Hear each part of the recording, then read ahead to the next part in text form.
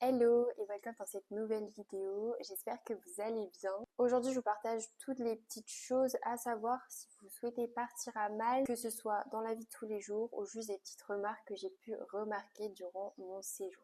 Si on se connaît pas encore, enchantée, moi c'est Maëlle et il y a quelques mois j'ai décidé de tout plaquer pour vivre mes rêves et quitter mon CDI. Ce que je fais dans la vie, c'est simple, j'accompagne des femmes grâce à un accompagnement 100% personnalisé pour qu'elles se sentent plus dans leur corps et aussi dans leur tête. Mais bref, ce n'est pas le sujet, on passe à ce qui nous intéresse vraiment, Malte. Malte, c'est un petit archipel situé en plein cœur de la Méditerranée entre la Sicile et l'Afrique du Nord. Plus précisément, Malta est composée de 3 îles principales, Malta Island, Gozo et Comino. C'est une destination qui attire énormément, que ce soit pour les vacances ou pour y vivre quelques temps, notamment grâce à son climat. Il fait beau quasiment toute l'année avec des hivers très doux et des étés très chauds. Ce qui est aussi hyper pratique, c'est que les langues officielles sont le maltais et l'anglais. Donc même si vous ne parlez pas maltais, vous pouvez totalement vous débrouiller au quotidien. La capitale Valletta est d'ailleurs classée au patrimoine mondial de l'UNESCO. C'est une ville magnifique, très riche en histoire, avec une architecture incroyable. Malte, c'est aussi un mélange assez unique entre une ambiance méditerranéenne, une vie nocturne très développée et en même temps des coins beaucoup plus calmes, surtout du côté de Gozo. Honnêtement, c'est ça qui fait tout son charme.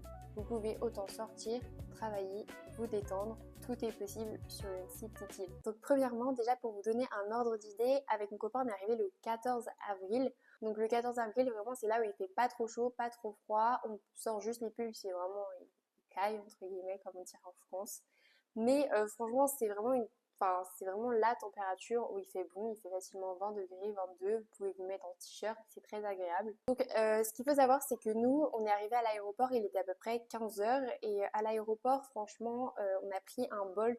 Donc Bolt, c'est vraiment l'application équivalent de Uber. D'ailleurs, je vous mets deux applications, Bolt et Bolt Food. Ça, c'est vraiment très important durant votre séjour, ce qui va vous permettre de vous déplacer et ce qui va vous permettre aussi de vous nourrir.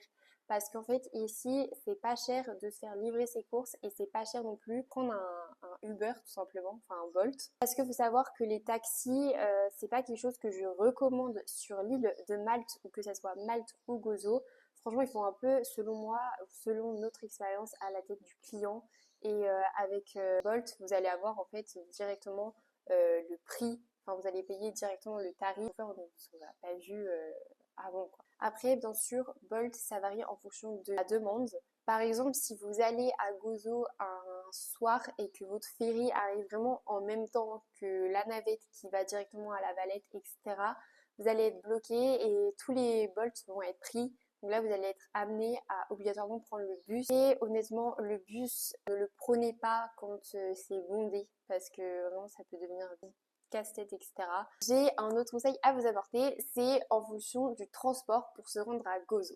Et oui, Gozo, donc la petite île située vraiment en haut de Malte. Si vous êtes à La Valette, ne prenez pas le ferry de Sirkewa jusqu'à Mgar à Gozo parce que ça va vous faire trop de transport. Et si vous n'avez pas de voiture, vous pouvez prendre la navette directement de La Valette jusqu'à Gozo. Là, le trajet se fait en 45 minutes. Après, si vous souhaitez justement prendre, comme je vous ai dit, le bus jusqu'au ferry, ça vous fait environ 1 heure de bus de La Valette jusqu'à Sirkewa. Puis après, vous allez avoir donc une demi-heure de ferry pour arriver à Gozo. Si je vous dis pas de bêtises, vous êtes à 2 euros le billet de bus. Donc là, ça dure 3 heures le billet de bus. Donc vous pouvez le réutiliser, pourquoi pas, à Gozo après. Quand vous arrivez à Sirkewa, le billet pour prendre le ferry, il est à 4,50 €. En revanche, si vous prenez votre billet directement pour prendre le ferry de La Valette jusqu'à Gozo, vous en avez pour 7,50 € par personne. Mais quand il y a des enfants, c'est beaucoup mieux. Enfin, l'attente est moins longue. Vous avez un ferry toutes les 30 minutes.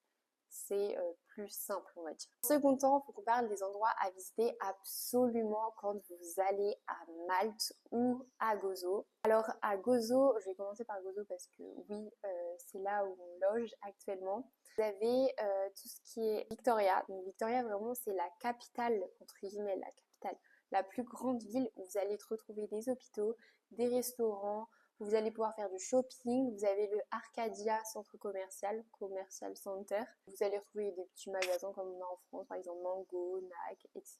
Les magasins de base en fait. Vous allez avoir donc des petits restaurants. Et après, donc, vous avez toute la côte à visiter. Vous pouvez partir à Xendi. Donc Xendi vraiment au sud-ouest de la carte, et enfin du moins de l'île. Et là, vous allez pouvoir retrouver des plages, vous allez pouvoir aller visiter les salines. Donc les salines, c'est pas payant évidemment parce que vous gambadez un peu partout. Vous pouvez aussi faire Sanat Cliff, ça c'est vraiment incroyable. Vous avez des sentiers de randonnée qui longent vraiment toute l'île. D'ailleurs, si vous partez au mois de mai, le 9 mai, normalement, vous avez un trail, ultra trail de 50 km qui fait tout le tour de Gozo. C'est franchement top. Et puis après, ce qu'il faut visiter impérativement sur Malte, du coup, c'est, je vous recommande les villes telles que Sliema, La Valette, St. Julian's. Après, vous avez Marsakloks qui est réputé pour son marché de pêche. Sliema, vous allez pouvoir faire du shopping. La Valette, c'est plus historique. Et St. Julian's, c'est vraiment plus tout ce qui est restaurant, tout ce qui est hôtel, etc. C'est un peu plus le luxe, quoi. En numéro 3, vous avez l'eau qui est très clairement pas bonne. En gros, ici, il faut acheter de l'eau en bouteille. Je ne vais pas m'éparpiller sur le sujet, mais vraiment, acheter de l'eau en bouteille quand vous venez à Malte. Parce que je sais que j'ai fait la fâcheuse erreur de me dire non, l'eau en fait, elle est potable. Et bah non, elle n'est pas du tout potable. Elle est pleine de rouille. En number 4, quand vous êtes une femme à Malte, donc ça c'est vraiment la petite aparté. Si vous êtes une femme à Malte, franchement, je trouve que nous, on est à Gozo, donc c'est la campagne, etc. Mais je trouve que vous vous faites beaucoup moins aborder qu'en France. Enfin, c'est-à-dire que vous n'avez pas des réflexions inadéquates et inadaptées à la situation ici. Ici, on va juste vous regarder, mais c'est globalement sécurisé. Enfin, je sais qu'en France, j'étais devenue totalement ma phobie en fait d'aller en France. J'avais la peur au ventre, j'arrivais plus à rien faire et tout. Oui, je sais, je suis folle, mais vas-y, j'en avais marre. Chaque fois que je sortais dans la rue, je me prenais une réflexion. Ça, c'est vraiment ma petite aparté pour les femmes parce que ici, vous êtes en sécurité. Enfin, les Anglais, en fait, je sais que ici, ils vont être amenés à vous regarder, ils vont être amenés à peut-être vous dire bonjour, etc., vous aborder.